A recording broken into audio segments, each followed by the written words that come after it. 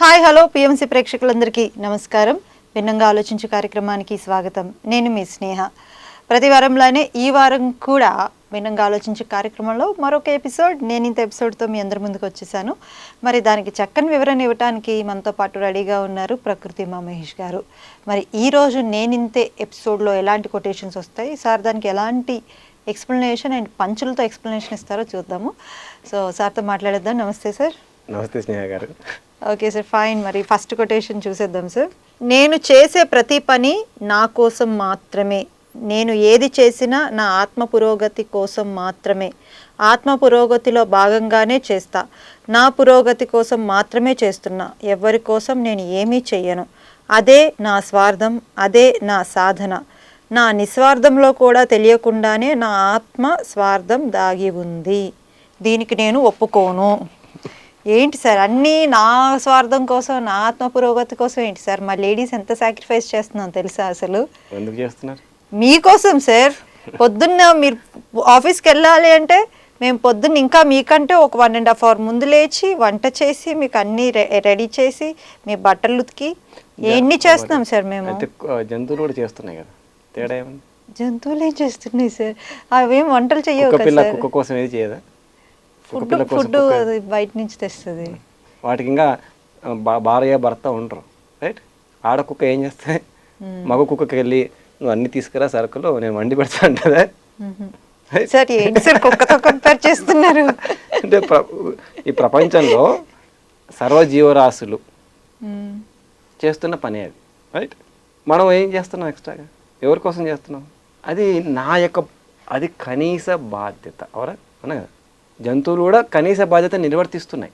అవి ఇంకా మనకంటే ఎక్కువ తెగిస్తాయి. ఇంకా ఓపెన్లీ స్పీకింగ్ మనం తెగించాం, కానీ అవి ప్రాణాలకు కూడా రెడీగా ఉంటాయి. కుక్కపిల్ల తన కుక్కపిల్లని ఎవరైనా తీసుకోవడానికి వస్తే దాన్ని ఎగిరి దాన్ని యుద్ధం చేస్తుంది. మనం అంత చేయము, కానీ ఓకే, సమ్వాట్ బెటర్. సో బయట జంతువులు కూడా చేస్తున్న పని మనం కూడా చేస్తాం. ఏదో గొప్ప పని చేస్తామని ఏదో నిస్వార్థ సేవలాగా ఎందుకు ఫీల్ అవుతున్నాం? నేను ఒక తండ్రిగా మా అమ్మాయిని పెంచడం కూడా గొప్పేనా? అది గొప్ప ఏం కాదు. ఒక భర్తగా మా భార్యకి ఏదో ఉద్యోగం తీసుకొచ్చేసి డబ్బులు సంపాదించి పెట్టడం కూడా గొప్పేనా? స్వాతంత్రం కోసం పోరాడితే గొప్ప, దేశం కోసం ఏమైనా చేస్తే గొప్ప. నేను దేశం కోసం ఏమీ చేయలేదు ఇప్పటివరకైతే. ధ్యానం చేస్తున్నా ఎవరి కోసం? దేశం కోసం. దేశం కోసం కాదు. నేను ధ్యానం చేయడం వల్ల దేశం ఏమో మీ యొక్క ఏవైతే పీస్ కావాలి, నాకు కొంచెం పీస్ ఆఫ్ మైండ్ కావాలి. అంటే ఇప్పుడు మెడిటేషన్ క్లాస్లో ఇప్పుడు అరేంజ్ చేసేది అందరూ బాగుండాలనే కదా సార్. అది కూడా వాళ్ళు బాగుండాలని పెడుతున్నప్పుడు వాళ్ళ కోసమే చేస్తున్నట్టు కదా. ఆత్మ పురోగతిలో ఒక law of giving, law of కర్మ, ఆ ఫార్ములా బేస్ చేసుకుని వెళ్ళిపోతుంది అంతే. ఎంత పంచితే అంత పెంచబడుతుంది. దానికి టీచర్ జాబ్ చేస్తున్నారు పిల్లల్ని ఉద్ధరించడానిక. టీచర్ ఏదో ఒక ప్రొఫెషన్. పూర్వకాలంలో యోగులు చేసేవాళ్ళు, అది వేరే. ఇప్పుడు మనందరం టీచర్స్ గాను, లేకుంటే సాఫ్ట్వేర్ ఉద్యోగం, లేకుంటే ఇంకేదో చేస్తున్నాం. దేనికోసం? చివరికి కూటి కోసమే కోటి విద్యలు. అలాగే నేను చేసే ధ్యానం కూడా, నేను ఇప్పుడు భిన్నంగా ఆలోచించి కొటేషన్స్ అన్నీ రాశాను. ఎవరి కోసం? నా కోసం నేను రాసుకున్నాను. నాకు పంచుకోవడం ద్వారా మరింత క్లారిటీ వస్తుంది అని తెలుసు. ఇంకా ఎక్కువ డీప్ క్లారిటీ వస్తుంది. మనం ఎన్నోసార్లు మనం మాట్లాడే చాలా క్లారిటీస్ వస్తుంటాయి. అవును సార్, అవును. So teaching is the best way of learning అని నాకు 99లో అర్థమైంది. Teaching is the best way of learning. So నా లెర్నింగ్ ఇంకా డెవలప్ కావాలంటే నేను ఏం చేయాలని ఆలోచించినప్పుడు టీచింగ్ అని తెలిసింది. Sharing is the best way of happiness. మనకు ఆనందం కావాలి, దేనికోసం? ఎలా వస్తుంది? పంచుకుంటూ వస్తుంది. మనం పార్టీ చేసుకుంటాము అవతల నిద్రించడానిక కాదు. ఓ 10 మంది వచ్చి కలిసి పార్టీ చేసుకుంటే మనకి ఎక్స్ట్రా ఆనందం వస్తుంది. లేకపోతే ఒక్కరిని కూర్చొని పార్టీ చేసుకోవచ్చు కదా.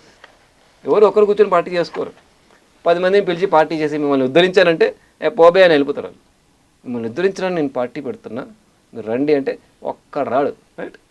నా ఆనందాన్ని పెంచుకోవడం కోసం నేను పార్టీ చేసుకున్నాను. పెళ్ళి ఫంక్షను, పేరంటము, ఎవరి కోసం చేస్తున్నాం? మన ఆనందం కోసమే. వచ్చే వాళ్ళని ఉద్ధరించడానికి 1 కోటి రూపాయలు పెట్టి పెళ్లి ఫంక్షన్ చేసుకుంటున్నాం. ఇప్పుడు ఎవరి కోసం? ఆ 1 కోటి రూపాయలని దేశానికి డొనేషన్ ఇచ్చారనుకోండి, అది గొప్ప, రైట్? అది నేను గొప్ప అంటే. అంతేగాని నేను ధ్యానం చేసుకున్నాను, ధ్యాన ప్రచారం చేశాను, ఎవరి కోసం? నా కోసమే, నా ఆత్మ పురోగతి కోసమే అనే విషయం నాకు 99లో క్లారిటీ వచ్చింది. నేను ఇంకా ఎదగాలంటే ఏం చేయాలని నన్ను నేను ప్రశ్నించుకుంటే, నేను ఎదగాలంటే ఇతరుల ఎదుగుదలకు సహాయం చేయాలి. అదే నా ఎదుగుదల. అదే నా ఎదుగుదల. సో నా ఎదుగుదల కోసం నేను ఇతరులకు సహాయం చేస్తాను, అంతేగాని అవతలలో ఉద్ధరించడం అనేది లేదు ఇక్కడ. ఇది నా part of my own development. నా ఆత్మ పురోగతి ఇంకా ఎక్కువ స్పీడ్గా జరగాలంటే నేను ఏం చేయాలన్నదాన్ని ఇది ఒక దారి. సినిమాలు చేస్తున్నాం ఎవరి కోసం? సినిమాలు చూస్తున్నాం. సినిమా మహేష్ బాబుని ఉద్ధరించడానికి సినిమా చూస్తావా? మన ఆనందం కోసం సినిమాకి పోతాం. సినిమా బాగలేకపోతే మహేష్ బాబు ముఖం ఎవడు చూడ్డు, రాజమౌళి ముఖం కూడా ఎవడు చూడ్డు. బాగుందని చూస్తున్నాం. మన ఆనందం కోసం రాజమౌళిని ఉద్ధరించడంలే. మనకి ఆనందం కావాలి, రాజమౌళిని వాడుకుంటున్నాం. రాజమౌళికి కూడా ఆనందం కావాలి, ఆయన ఏదో సినిమాలు తీస్తున్నాడు. మనల్ని ఉద్ధరించడానికి రాజమౌళి సినిమాలు తీయడంలే, ఆయన ఉద్ధరించుకోవడానికి రాజమౌళి సినిమాలు తీస్తున్నాడు.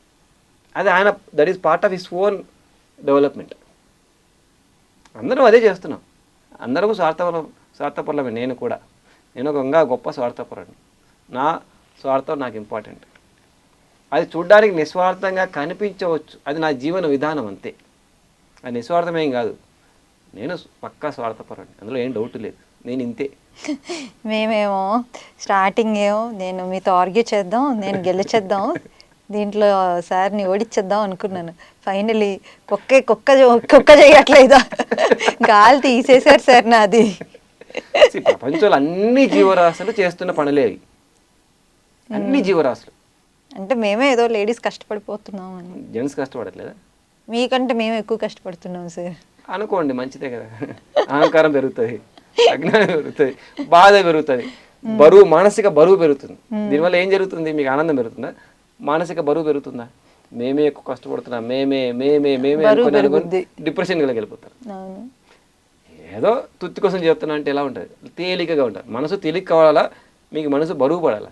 బరువు వస్తుంది సార్, బాగా వస్తుంది.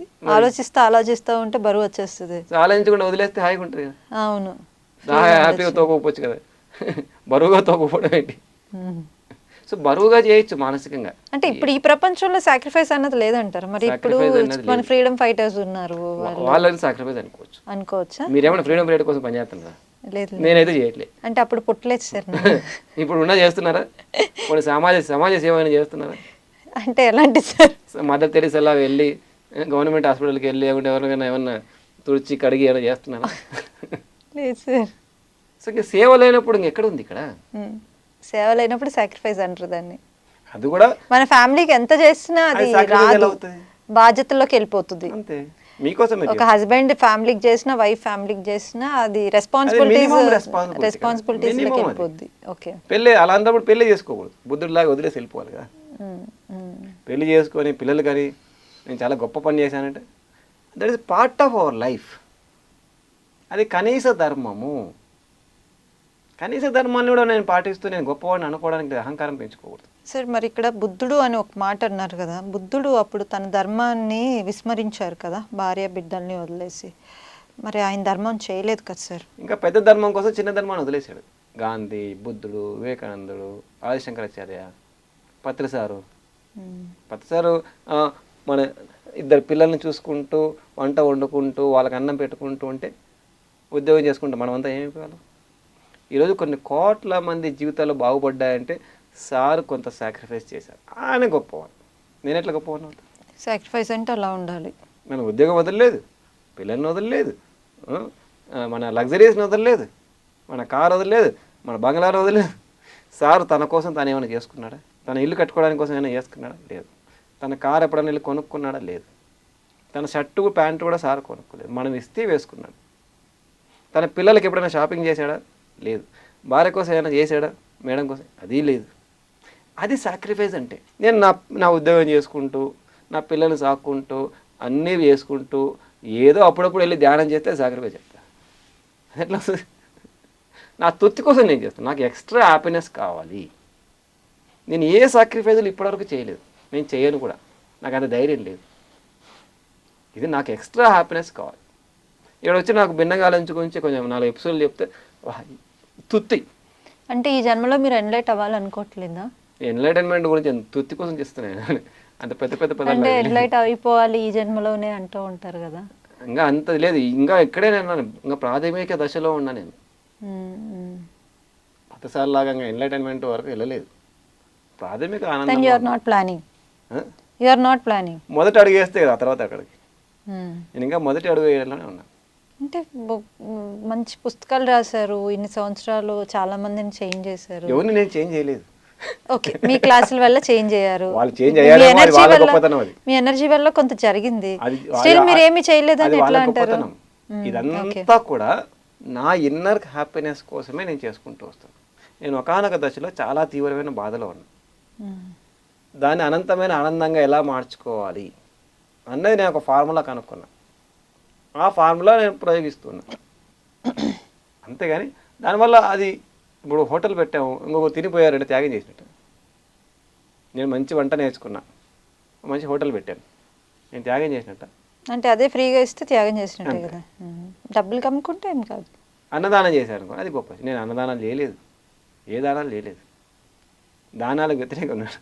సాధనకు నేను సాధన, నా ధ్యాన సాధన, నా జ్ఞాన సాధన, నా కర్మయోగ సాధన. కర్మయోగ సాధన నాకు తెలుసు, జ్ఞాన సాధన తెలుసు, ధ్యాన సాధన, ఈ 3 సాధనలు చేసుకుంటున్నాను. సాధనలో భాగంగా ఇంకొకరికి హెల్ప్ అయ్యిండొచ్చేమో. ఇప్పుడు ఈరోజు ఎపిసోడ్ చేసుకున్న ఇది ఒక సాధన. ఈ సాధన ఇంకొకరికి ఉపయోగపడి ఉండొచ్చు, అది వాళ్ళ గొప్పతనం. ఉపయోగపడి వాళ్ళు ఉపయోగించుకుంటే అది వాళ్ళ గొప్పతనం, నా గొప్పతనం ఏం లేదు ఇందులో. మామూలుగా అయితే నేను గొప్ప అని ఎంత చేశాను, నేను మాస్టర్ని అనే చెప్పుకోవడం కొంతమందిని చూశాను సార్. బట్ మీరు ఎప్పుడు నా గొప్ప ఏం లేదు, నా కోసం నేను చేసుకుంటున్నాను, ఇదంతా నా స్వార్థం అనేసి అంటున్నారు. అంటే అలా మాట్లాడే వాళ్ళు ఏంటంటే ఇది సెల్ఫ్ రెస్పెక్ట్, మనల్ని మనం గౌరవించుకోవాలి, మనల్ని మనం ప్రేమించుకోవాలి అంటారు. అంటే ఇక్కడ మీరు నాకేం తెలీదు ఇంకా అసలు, నేను ఇంకా ఫస్ట్ స్టెప్లోనే ఉన్నాను అంటున్నారు. అంటే మీ మీద మీకు నమ్మకం లేదనా? లేదు అంటే ఇప్పుడు నేను ఇంకా మా ఊర్లో కొండ ఎక్కాను, హిమాలయాలో ఇంకా ఎక్కలేదని నాకు తెలుసు. Okay fine. హిమాలయాలు ఎక్కిన ప్రతిసారి చూశాను. నేను ఇంకా కొండ మీద, మా ఊర్లో ఉన్న చిన్న కొండ మీద ఉన్నాను. సో నా టార్గెట్ హిమాలయాలు అయినప్పుడు నాకు సాటిస్ఫాక్షన్ ఎలా వస్తుంది? ఓకే. పతసాన్ని చూస్తే నాకు ఇలా సాటిస్ఫాక్షన్ వస్తుంది. నాకు పతసాన్ని చూసినప్పుడు అంతా అసూయ కలుగుతుంది. నేను ఎప్పుడు ఇలా తయారు కలుగుతా, ఈ జన్మకు 100 జన్మలకైనా ఇలా తయారవుతాను. అలా తయారు కావాలని ఒక లక్ష్యం పెట్టుకున్నప్పుడు, ఇంకా చిన్న చిన్న అడుగులు వేస్తున్నప్పుడు మనం ఎలా ఫీల్ అవ్వాలి? లక్ష్యం ఒకటి పెట్టుకున్నప్పుడు మనం ఎక్కడున్నామో మనకు తెలుస్తుంది. లక్ష్యం లేనివాడు చిన్న కొండెక్కి కూడా చాలా గొప్పగా అనుకుంటాడు, ఎక్కేసాను, నేను రీచ్ అయిపోయాను అని. మీరు ఇందాక ఎన్లైటన్మెంట్ అంటే బుద్ధత్వం ఒక లక్ష్యం. నేను కూడా అనుకొని మొదలుపెట్టా. కానీ వేస్తున్న అడుగులు ఏంటి? ఇంకా 2-3 అడుగులు కూడా వేయకుండా, 10 అడుగులు వేయకుండా నేను ఏదో వేసేసాను అనుకుంటే నేను లక్ష్య సాధనలో ఉన్నట్టు కాదు. నాకు ఇంకా ఎన్ని స్టెప్స్ మిగిలి ఉన్నాయో నాకు తెలుసు. కాబట్టి నేను ఇంకా ప్రాథమిక దశలో ఉన్నాను చెప్తాను. ఎన్లైట్మెంట్ అంటే ఈ జన్మలో ఆఖరి జన్మ చేసేసుకోవాలి, ఈ టార్గెట్స్ ఇవేం లేవు. మీ ఫ్లోలో మీరు వెళ్తున్నారు అంతే. ఇప్పుడు ఉన్న జీవితాన్ని ఎంత సంపూర్ణంగా జీవిస్తున్నాం, ఎంత అవేర్నెస్తో జీవిస్తున్నాం. నాకు తెలిసిన జ్ఞానాన్ని ప్రయోగం చేసుకుంటూ బ్రతుకుతాను. Wonderful sir, wonderful. జ్ఞాన ప్రయోగం, నా జీవితం ఒక ప్రయోగం. Super sir. మరో కొటేషన్ చూద్దాం. ఏమీ తెలియనప్పుడు నేను ఒక సూపర్ మ్యాన్ అనుకునేవాడిని. సత్యం అర్థమయ్యే కొద్దీ నేను ఎంత సామాన్యుడినో అందరూ ఎంత అసామాన్యులో మరింతగా అర్థమవుతూ వస్తుంది. ఓకే, మరి ఏమీ తెలుసుకోకుండా ఉంటేనే బెటర్ కదా సార్. మనం ఎప్పుడు సూపర్ మ్యాన్లో ఉండొచ్చు కదా. అప్పుడు డాబర్ మ్యాన్ అయిపోతాం ఫైనలియా? అంటే మనం అలా అనుకోవడం బాగుంటుంది కదా, ఒక సూపర్ మ్యాన్. ఈగోతో మీరు వెళ్ళారనుకోండి, ఏమవుతుంది? అది ఈగో అవుతుందా? నేను సూపర్ అనుకుంటే అది ఈగోనా? ఇంకొకరికంటే నేను సూపర్, ఓకే. నేను మీకంటే సూపర్ అనుకున్నాను అనుకోండి. ఇప్పుడు వాళ్ళతో కంపేర్ చేసుకొని వాళ్ళు అసామాన్యులు, మీరు సామాన్యులు అనుకుంటే అది మరి సెల్ఫ్ రెస్పెక్ట్, మిమ్మల్ని మీరు కిల్ చేసుకున్నట్టే కదా. ఇంకా ఎంత డెవలప్ కావాలి వాళ్ళతో పోల్చుకుంటే. ఇన్స్పిరేషన్ అది నాకు. ఓకే. డిగ్రేడింగ్ చేసుకుంటే తప్పు. ఆత్మన్యూనతా భావనలోకి వెళ్ళకూడదు, అహంకారంలోకి వెళ్ళకూడదు. కానీ ఎంతో సాధించిన వాళ్ళని చూసి ఇన్స్పైర్ అవ్వాలి.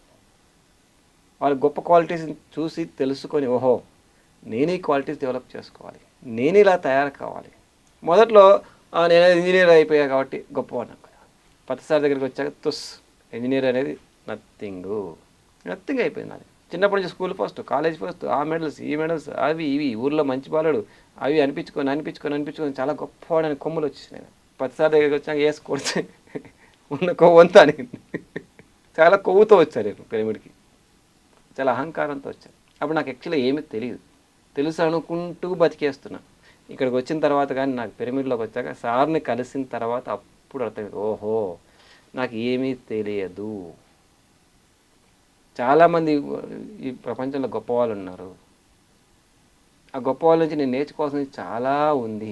వాళ్ళందరినీ అంతమంది గొప్ప వాళ్ళగా గుర్తించలేదు. చిన్న ఎగ్జాంపుల్ చెప్తాను. మా వీధిలో ఉన్నప్పుడు కాశిరెడ్డి నాయన గారు అని వచ్చారు. ఇప్పటికీ అందరికి చాలామంది తెలుసు. అప్పుడు వచ్చిన ఆయన వెళ్ళలే. మీరు చూసారా? నేను చూశాను. కాశిరెడ్డి నాయన మా వీధిలో తిరిగేవారు ఆయన. మా ఊర్లోనే ఉండేవారు.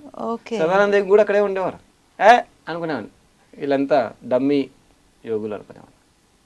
వీళ్ళకి ఏమి పని పాట లేదనుకునేవాడు. వీళ్ళేం చదువుకోరు, వీళ్ళకి శాస్త్రం తెలియదు, సైన్స్ తెలియదు అనుకునేవాడు. అంతకుముందు ధ్యానంలోకి వచ్చిన తర్వాత తలపట్టుకున్నాను. కాశిరెడ్డి నాయన గారిన నేను ఇలా అనుకున్నది మనసులో. పైగా ఆయన మీకు దగ్గరకు వచ్చారు. మా వీధిలో మా నాన్న వెళ్ళేవారు, అందరూ వెళ్ళేవారు. అక్కడే ఉండేవారు ఆయన అంతా కూడా. కర్నూలు డిస్టిక్లో బాగా తిరిగేవారు. ఆయన ఒక దేవుడిలాగా అందరు చూసేవాళ్ళు. నేను కేర్లెస్గా ఉన్నాను. విద్యాప్రకాశ్ నందగిరి గారు వచ్చేవారు. వీళ్ళంతా వేస్ట్. సత్యసాయిబాబు గారు ఉన్నారు, నేను పట్టించుకోలేదు. సదానంద గారు ఉన్నారు, అదే రూట్లో మా ఊరికి వెళ్ళేవాడు. అక్కడే పాత బస్ స్టాండ్ దగ్గర ఉండేవాడు. చిన్నప్పుడు చాలా చిన్నగా ఉన్నాను. మా నాన్న వాళ్ళకి అందరూ తెలుసు ఆయన. చిన్నప్పటి నుంచి అహంకారం, చదువు అనే అహంకారం, మార్కులు అనే అహంకారం, అజ్ఞానం, ఇవన్నీ ఎందుకు? రామకృష్ణ పరమహంస గొప్పనా, వివేకానందుడు గొప్పనా? మన బారిస్టర్లు ఇవన్నీ కూడా, మన డిగ్రీలు, మన పిహెచ్డీలు, మన పీజీలు ఇవన్నీ కూడా ఒక యోగి ముందు సమానమా? కాదు. సో అవన్నీ తెలియని కాలంలో అంత గొప్పగా అనుకునేవాళ్ళు. ఎప్పుడైతే ధ్యానంలోకి వచ్చానో, సార్ దగ్గరికి వచ్చాక ఇవన్నీ కాదు పోయి, ఇంకేదో ఉంది, మనకు తెలియదు చాలా ఉంది. ఏదో కొన్ని మార్కులు తెచ్చుకొని, కొన్ని చదువులు తెచ్చుకొని, కొన్ని డబ్బులు సంపాదించేసి, కొన్ని ఆస్తులు సంపాదించేసి, కొన్ని పేరు ప్రతిష్టలు సంపాదించి, మంచివాడు అనిపించుకొని గొప్పవాడు అయిపోయాడు అనుకోవడం కాదు, సూపర్ మ్యాన్ అనుకోవడం కాదు. చాలా విశాలమైన ప్రపంచం ఇది. చాలా తెలుసుకోవాల్సింది, మనకు తెలియంది చాలా ఉంది అన్న క్లారిటీ వచ్చింది. మన చుట్టూ చాలామంది యోగులు ఉంటారు, బట్ మనం గుర్తించము. అవకాశాన్ని ఇలా చేయించుకుంటాం. తెలిసేసరికి ఆయన శరీరం వదిలేశాడు. పిరమిడ్కి వెళ్ళాను కర్నూలులో. సారు ఆడ ఫొటోస్లో చూశాను, ఎక్కడ చూశాను నేను అనుకున్నా. మా ఇక్కడే తిరిగిన అయితేనే కదా. మన కర్నూలు పిరమిడ్ ఆయన చేతులతో ప్రారంభించారు సార్. ఓ, మన first pyramid ribbon cutting Kasireddy నాన్నగారి ద్వారా జరిగింది. అవునా? అప్పుడు సార్ని అడిగితే చెప్పారు. సార్ ఎప్పుడు కూడా సదానంద గురించి, కాశిరెడ్డి నాయన గురించి చెప్పేవారు. ఎంత గొప్పవారిని నేను మన కళ్ళెదురుగా ఉండి కూడా మిస్ అయ్యానా? అప్పుడు కరెక్ట్గా శరీరం వదిలేసి. నాకు చాలా కొత్త పాయింట్స్ తెలిసాయి సార్ ఈ డిస్కషన్లో. సో మన కర్నూలు పిరమిడ్ కాశిరెడ్డి ఆయన చేతుల్లో ఓపెన్ అయింది అనేది విషయం ఇప్పటి వరకు నాకు తెలియదు. ఎవరు తెలియదు, అక్కడ ఫొటోస్లో ఉంటుంది.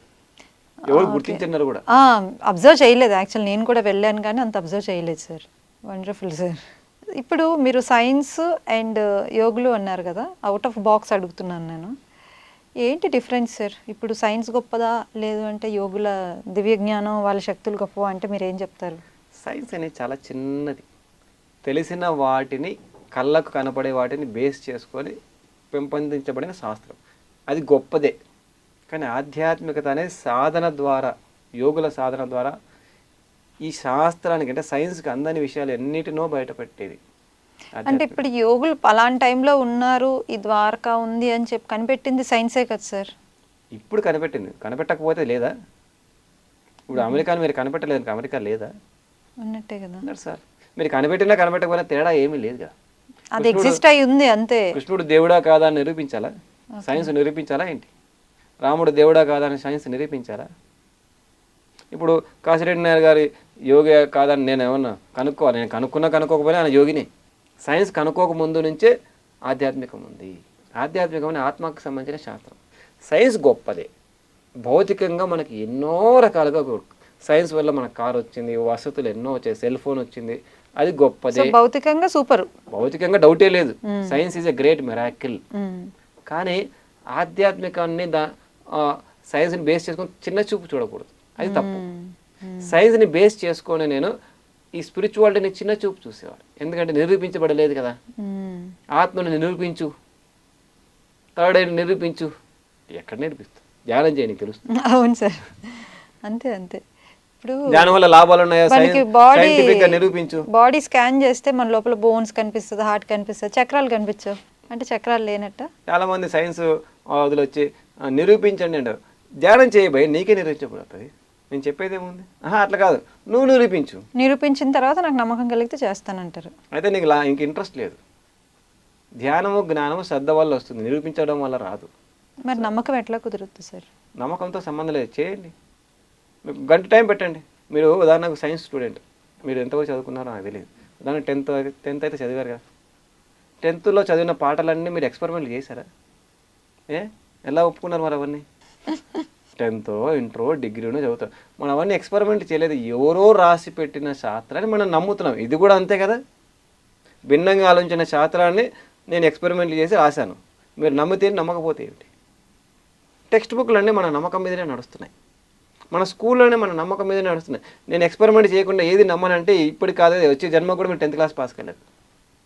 10th మనం పాస్ కాలేము. నేను ఎక్స్పెరిమెంట్ చేసి కారు ఎక్కుతానని చెప్పండి.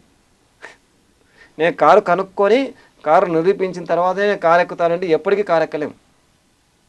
ఫ్లైట్ కనుక్కొని ఫ్లైట్ నేనే తయారు చేసి ఫ్లైట్ నా స్వయంగా ఎక్స్పెరిమెంట్ చేసి నా స్వానుభవంతో నేను ఫ్లైట్ కనుక్కున్నాక ఫ్లైట్ ఎక్కుతానంటే ఈ జన్మ కాదు, వచ్చే జన్మ కూడా నేను అమెరికాకు పోలేను. సార్ సైన్స్ కూడా తెలియకుండా నమ్మకం మీద ఆధారపడే నడుస్తుంది. మనం సైన్స్ అనే పేరుతో అపనమ్మకాన్ని క్రియేట్ చేస్తున్నాం. సైన్స్ మొత్తం మనం ఇప్పటివరకు నమ్మకం మీదనే నడుస్తుంది. ఎవరో రాసిన ఎక్స్పెరిమెంట్లో మనం ఐన్స్టీన్ ఎక్స్పెరిమెంట్ చేశాడు, అది ఉపయోగించుకుంటున్నాం, నమ్మి ఆ ఫార్ములాను ఉపయోగించుకుంటున్నాం. యోగులు కూడా చేసింది అదే కదా. ఎక్కడెక్కడ మిస్టేక్ ఉంది? యోగులు ధ్యానం చేశారు, బుద్ధుడు ధ్యానం చేశాడు, కనుక్కున్నాడు, మనకు ధ్యానం చెప్పాడు. నువ్వు చేయి, వాడుకోవద్దు నీ ఇష్టం. నువ్వు వాడుకుంటావా లేదా నీ ఇష్టం. కారు వాడుకుంటావా లేదా మీ ఇష్టం. వాడుకోకపోతే కారుకు వచ్చే నష్టం ఏమీ లేదు. ధ్యానం చేయకపోతే బుద్ధుడికి వచ్చే నష్టం ఏమీ లేదు. కారు కనుక్కున్న వాడికి కారు వాడుకోకపోతే వచ్చే నష్టం ఏమీ లేదు. సెల్ ఫోన్ కనుక్కున్నారు, నేను కొత్తగా సెల్ ఫోన్లు వచ్చినప్పుడు కొంతమంది అనేవాళ్ళు, మేము సెల్ ఫోన్లు వాడడం తప్పు, ఇది తప్పు అని. నీ ఇష్టం, నువ్వు వాడుకోకపోతే వచ్చే నా నష్టం ఏమీ లేదు. ఆ తర్వాత వాళ్ళే వాడుకోవడం మొదలుపెట్టారు. ల్యాండ్ ఫోన్ మాత్రమే వాడుకుంటాం, ఇది అగైనెస్ట్ అవర్ ఫిలాసఫీ అన్న వాళ్ళు చాలామంది ఉన్నారు. ఆ తర్వాత తప్పని పరిస్థితులు వేరే దిక్కు లేక సెల్ ఫోన్ వాడుకుంటున్నారు ఇప్పుడు.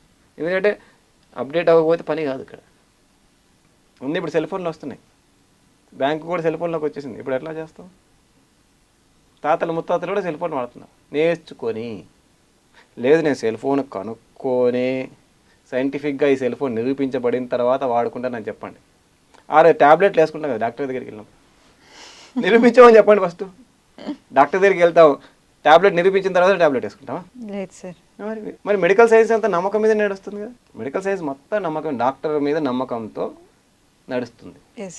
ఈయన డాక్టరు, ఈయన ఆల్రెడీ ఎక్స్పెరిమెంట్లు చేశాడు, ఆ ఎక్స్పెరిమెంట్లని మనం వాడుకోవచ్చు అని మనం ట్యాబ్లెట్ వేసుకుంటాం. సో ఫైనల్లీ ఏదైనా నమ్మకమే, సైన్స్ అయినా కూడా నమ్మకం మీదే నడుస్తుంది. Wonderful explanation sir. Actual out of subject, out of box అయినా కూడా నాకు ఇది తెలుసుకోవాలనిపించింది. Wonderful explanation sir. Thank you so much. చూసారు కదా ఇవాళ భిన్నంగా ఆలోచించలో నేనింతే చాలా డౌట్స్ అండ్ నాకు తెలియకుండా నేను అడగకుండానే కొన్ని డౌట్స్ నాకు వచ్చి అవి క్లారిటీ వచ్చాయి. నేను అడిగిన కొన్ని డౌట్స్ కూడా నాకు మంచి క్లారిటీ వచ్చింది. నాతో పాటు మీకు కూడా ఆ క్లారిటీ వచ్చిందని అనుకుంటున్నాను. ఇది ఇవాల్టి భిన్నంగా ఆలోచించలో నేను ఇంతే కార్యక్రమం. మరొక ఎపిసోడ్లో మళ్ళీ కలుసుకుందాం. అంతవరకు సెలవు. చూస్తూనే ఉండండి PMC channel. So thank you very much PMC ప్రేక్షకులందరికీ, మేనేజ్మెంట్కి, గురువు గారికి.